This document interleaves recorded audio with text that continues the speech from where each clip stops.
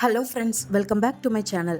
இன்றைக்கி நம்ம கிச்சனில் பார்க்க போகிறது ஒரு ஹெல்த்தியான பச்சை பயிரை வச்சு எப்படி கிரேவி பண்ணுறதுன்னு பார்க்கலாம். இது சப்பாத்தி, பூரி, இட்லி, தோசை இதுக்கு மட்டும் இல்லைங்க, புலாவ் ரெசிபி எல்லாத்துக்குமே இது ரொம்ப சூப்பராக இருக்கும்.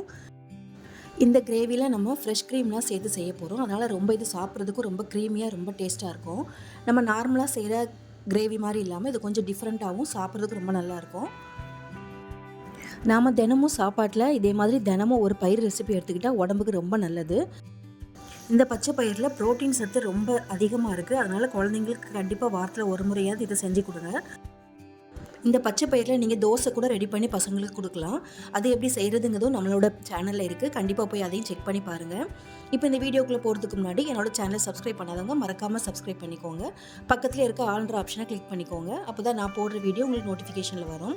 இப்போ வாங்க இந்த கிரேவி எப்படி செய்கிறதுன்னு பார்க்கலாம். ஃபஸ்ட்டு ஒரு கடாயில் 1 ஸ்பூன் அளவுக்கு பட்டர் சேர்த்துக்கோங்க. நீங்கள் சால்ட்டடு இல்லைனா சால்ட் இல்லாத எதுனாலும் சேர்த்துக்கலாம். இது கூட தேவையான அளவுக்கு எண்ணெய் ஊற்றிக்கலாம். ஒரு 2லேருந்து 3 ஸ்பூன் அளவுக்கு எண்ணெய் ஊற்றிக்கோங்க. இப்போ இது ரெண்டுமே நல்லா சூடானதுக்கப்புறமா 1 ஸ்பூன் அளவுக்கு சீரகம் சேர்த்துக்கலாம். கூடவே 2 துண்டு அளவுக்கு பிரிஞ்சி இலை சேர்த்துக்கோங்க. வேறு எதுவும் நம்ம இதெல்லாம் சேர்க்க போகிறதில்ல, வெறும் சீரகமும் பிரிஞ்சி இலை மட்டும் சேர்த்தா போதும். இது எல்லாம் இப்போ நல்லா பொரிஞ்சு வந்ததும் நம்ம கட் பண்ணி வச்சுருக்க வெங்காயத்தில் சேர்த்துக்கலாம். இதில் வெங்காயம் நல்லா ஃபைனாக சாப் பண்ணி எடுத்துக்கோங்க. அப்போ தான் நமக்கு வதங்கி வரதுக்கு ஈஸியாக இருக்கும். இப்போ இந்த வெங்காயம் கலர் மாதிரி வர அளவுக்கு வதங்கி வரணும்.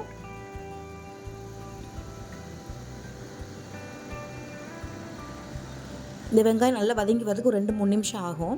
இப்போ பாருங்கள், இந்த அளவுக்கு நமக்கு வதங்கி வந்திருக்கு. இப்போ இது கூட சின்னதாக கட் பண்ணி வச்சுருக்க இஞ்சி துண்டு நம்ம சேர்த்துக்கலாம். 1 துண்டு அளவுக்கு எடுத்துக்கோங்க இஞ்சி. இதில் நம்ம பூண்டு எதுவும் இப்போ சேர்க்க போகிறதில்ல, நம்ம லாஸ்ட்டில் நம்ம தாளித்து தான் பூண்டு சேர்க்க போகிறோம்.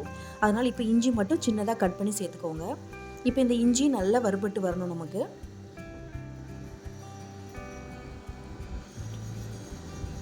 இப்போ பார்த்தீங்கன்னா இஞ்சியும் நல்லா ஃப்ரை ஆகி வந்துடுச்சு. இந்த அளவுக்கு நமக்கு நல்லா ஃப்ரை ஆனால் போதும்.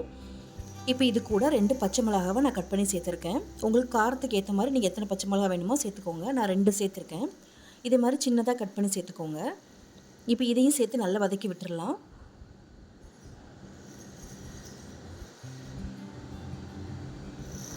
இப்போ பச்சை மிளகா சேர்த்ததுக்கப்புறமா நம்ம அரைச்சி வச்சுருக்க தக்காளி பேஸ்ட் இதில் சேர்த்துக்கலாம். நான் 3 பெரிய சைஸில் தக்காளி எடுத்து அரைச்சி வச்சுருக்கேன். அதை இதில் சேர்த்துக்கலாம். நீங்கள் கட் பண்ணி கூட சேர்த்துக்கலாம். நீங்கள் அரைச்சி சேர்க்கும் போது உங்களுக்கு கிரேவி இன்னும் நல்லா திக்காக கிடைக்கும். இப்போ இதை நல்லா கலந்து விட்டுடலாம். இப்போ இதை நல்லா கலந்து விட்டுட்டு இந்த தக்காளியோட பச்சை வாசனை எல்லாம் போய் நமக்கு நல்லா கொதித்து வரணும். அதுக்காக நம்ம மூடி போட்டு ஒரு 2லேருந்து 3 நிமிஷம் நல்லா வேக விட்டுடலாம்.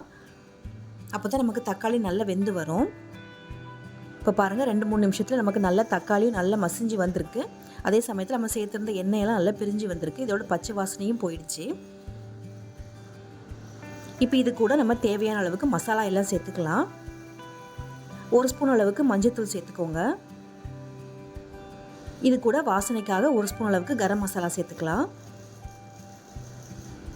உங்கள்கிட்ட கரம் மசாலா இல்லைன்னா சிக்கன் மசாலா, மட்டன் மசாலா அந்த மாதிரி இருந்தால் கூட சேர்த்துக்கலாம். இப்போ இது கூட 1.5 ஸ்பூன் அளவுக்கு மல்லித்தூள் சேர்த்துக்கோங்க.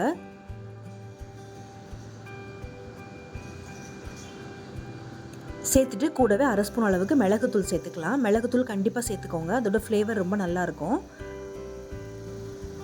இப்போ இதுக்கு தேவையான அளவுக்கு நம்ம உப்பு சேர்த்துக்க போகிறோம். இப்போ நம்ம மிளகாத்தூள் எதுவுமே நம்ம சேர்க்கல, மிளகாத்தூள்லாம் லாஸ்ட்டில் தான் சேர்க்கணும். இப்போ நம்ம வெறும் மல்லித்தூள் மட்டும் தான் சேர்த்துருக்கோம். சேர்த்துட்டு இதெல்லாம் நல்லா கலந்து விடுங்க. இப்போ இந்த மசாலாவோட பச்சை வாசனைலாம் நமக்கு நல்லா போகணும். அதுக்காக இதுக்கு தேவையான அளவுக்கு தண்ணி சேர்த்துக்கலாம்.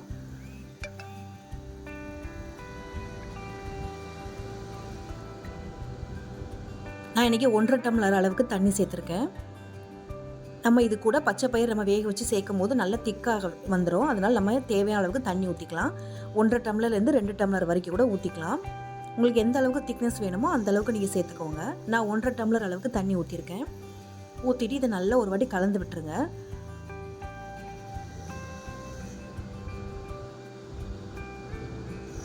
இப்போ இது நல்லா கொதிச்சுட்டு நமக்கு மசாலாவோட பச்சை வாசனை எல்லாம் போகணும். அதுக்காக நம்ம மூடி போட்டு ஒரு 3லேருந்து 4 நிமிஷம் வரைக்கும் அப்படியே விட்டுருங்க. நமக்கு நல்லா அந்த மசாலாவோட பச்சை வாசனையெல்லாம் நல்லா போயிடும். இப்போ பாருங்கள், நல்லா ஒரு 4 நிமிஷம் ஆயிருக்கு. மசாலாவோட பச்சை வாசனை எல்லாமே போயிடுச்சு. இப்போ இது கூட நம்ம ஆல்ரெடி வேக வச்சு எடுத்து வச்சுருக்க பச்சை பயிறு இதில் சேர்த்துக்கலாம். இந்த மாதிரி நல்லா மசிச்சு குழைவாக வேக வச்சு எடுத்துக்கோங்க. அப்போ தான் நமக்கு சாப்பிட்றதுக்கும் நல்லாயிருக்கும். நான் இன்றைக்கி 200 கிராம் அளவுக்கு பயிறு நைட்டு ஃபுல்லாக ஊற வச்சு எடுத்து வச்சுருந்தேன். அதை நல்லா இந்த மாதிரி வேக வச்சு எடுத்துக்கோங்க. உங்களுக்கு ஊற வைக்கிற டைம் இல்லை அப்படின்னா நீங்கள் அப்படியே கூட நீங்கள் வறுத்துட்டு கூட நீங்கள் வேக வைக்கலாம். அதுவும் உங்களுக்கு சீக்கிரமாகவே வெந்துடும். இப்போ எடுத்துருந்த பயிர் எல்லாமே சேர்த்துட்டு நல்லா கலந்து விட்டுருங்க. இப்போ பாருங்கள், நமக்கு பயிர் சேர்த்ததுக்கப்புறமா நல்லா திக்காகி வந்திருக்கு. அதனால தான் ஃபஸ்ட்டே நமக்கு எவ்வளோ தண்ணி வேணுமோ அந்தளவுக்கு நம்ம சேர்த்துக்கணும். இதுக்கப்புறம் உங்களுக்கு தண்ணி தேவைப்பட்டுச்சுன்னா தண்ணி சூடு பண்ணி நீங்கள் இது கூட சேர்த்துக்கோங்க. அப்படியே பச்சை தண்ணியாக ஊற்றிடாதீங்க. இப்போ இதை மூடி போட்டுட்டு ஒரு 3லேருந்து 4 நிமிஷம் நல்லா கொதிக்க விட்டுருங்க. பாருங்கள், பயிர் நல்லா கொதிச்சு வந்திருக்கு.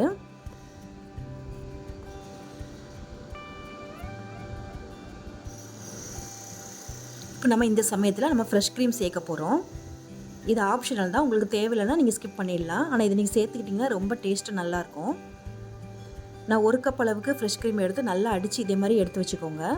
இப்போ இதை சேர்த்துட்டு இதை ஒரு வாட்டி நல்லா கலந்து விட்டுடலாம். உங்கள்கிட்ட ஃப்ரெஷ் க்ரீம் இல்லை அப்படின்னா நீங்கள் பாலுக்கு மேலே இருக்க அந்த ஆடை கூட சேர்த்துக்கலாம். இல்லைனா பால் கூட நீங்கள் சேர்த்துக்கலாம், நல்லாயிருக்கும். சேர்த்துட்டு இதை நல்லா கலந்து விடுங்க.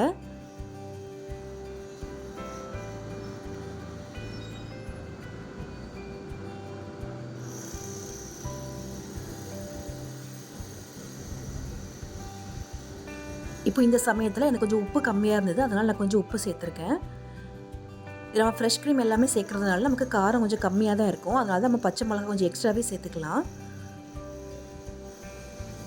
இப்போ இதை நல்லா கலந்து விட்டுட்டு இது ரொம்ப நேரம் கொதிக்க விடணும்னு அவசியம் இல்லை. இப்போ இது கூட கொத்தமல்லி எல்லாம் சேர்த்துக்கலாம். கூடவே கொஞ்சமாக கஸ்தூரி மேத்தி சேர்த்துக்கலாம். இது நீங்கள் ரெண்டுமே சேர்க்கணுன்னு அவசியம் இல்லை, ஏதாவது ஒன்று சேர்த்தாலும் போதும். ரெண்டுமே இருந்ததுன்னா நீங்கள் ரெண்டுமே கூட சேர்த்துக்கலாம், ரொம்ப நல்லாயிருக்கும். சேர்த்துட்டு இது ஒரு வாட்டி நல்லா கலந்து விட்டுருங்க. இப்போ இது கலந்து விட்டுட்டு இதை ஒரு ஓரமாக எடுத்து வச்சிடலாம். இப்போ இதுக்கு ஒரு தாளிப்பு நம்ம ரெடி பண்ணிக்கலாம். ஒரு பேனில் மறுபடியும் 1 ஸ்பூன் அளவுக்கு பட்டர் சேர்த்துக்கோங்க. இப்போ இந்த பட்டர் நல்லா உருகி வரணும்.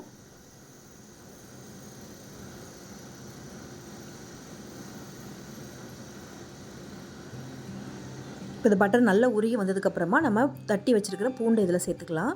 பூண்டு உங்களோட ஆப்ஷனல் தான், எவ்வளோ வேணாலும் சேர்த்துக்கலாம். இதோட ஃப்ளேவர் ரொம்ப நல்லாயிருக்கும் பச்சை பயிருக்கு. அதனால் நான் 1 கைப்பிடி அளவுக்கு சேர்த்துருக்கேன். சேர்த்துட்டு இதை நல்லா நமக்கு இந்த பட்டரில் நல்லா ஃப்ரை ஆகி வரணும், நல்லா ப்ரௌன் ஆகி வர அளவுக்கு ஃப்ரை பண்ணணும். அப்போ தான் ரொம்ப நல்லாயிருக்கும். இப்போ பாருங்கள், நல்லா நமக்கு ப்ரௌன் ஆகிட்டு வருது. இந்தளவுக்கு நமக்கு ஃப்ரை ஆகி வந்ததுக்கப்புறமா நம்ம கொஞ்சமாக காஷ்மீர் ரெட் சில்லி பவுடர் சேர்த்துக்கலாம். நான் 1.5 ஸ்பூன் அளவுக்கு சேர்த்துருக்கேன். உங்களுக்கு எந்த அளவு காரம் வேணுமோ அந்தளவுக்கு நீங்கள் சேர்த்துக்கலாம். காஷ்மீர் ரெட் சில்லி பவுடர் சேர்க்கும் போது உங்களுக்கு நல்ல ஒரு கிரேவிக்கு ஒரு நல்ல கலர் கொடுக்கும், அதுக்காக தான் சேர்க்குறோம். உங்கள்கிட்ட இல்லை அப்படின்னா நீங்கள் நார்மல் சில்லியே சேர்த்துக்கலாம். மசாலா சேர்த்ததுக்கப்புறமா நீங்கள் ரொம்ப நேரம் இதில் வதக்க வேண்டாம். அதோட கலர் சேஞ்ச் ஆகக்கூடாது. கலர் சேஞ்ச் ஆகிடுச்சுன்னா ஒரு மாதிரி கருகி போன மாதிரி ஆகிடும். இது உடனே நீங்கள் பச்சை பயிரில் சேர்த்துருங்க.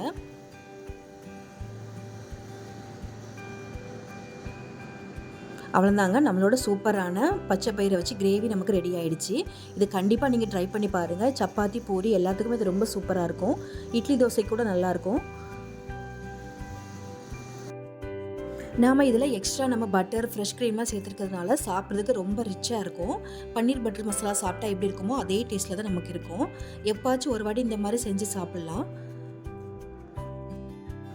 இப்போ நம்ம இதை நல்லா மிக்ஸ் பண்ணி விட்டுட்டு மூடி போட்டு ஒரு நிமிஷம் மட்டும் நல்லா கொதிக்க விட்டுருங்க.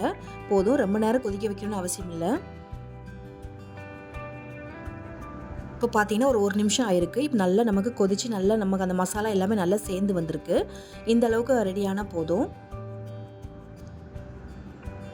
அவ்வளோதாங்க, நம்மளோட சூப்பரான பச்சை பயிறு கிரேவி ரெடி ஆயிடுச்சு.